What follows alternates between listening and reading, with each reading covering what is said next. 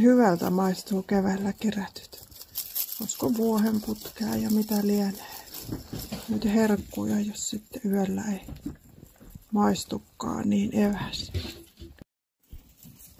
Jotenkin viime vuodesta muistelen, että yön aikana oli mennyt aika vähän ruokaa.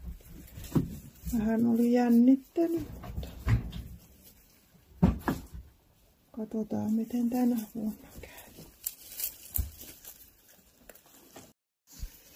Kyllä maistuu hyvälle. Kissat tuli tänne. Säikkyvät. Hyvin on noi pajunkissat. Tai pajut. Pajun oksat, ei pajun kissat. Ne kuorittu. Eilen laitoin niille. Tulee noita keppejä niille laiteltua. On jotain hommaa hampaille.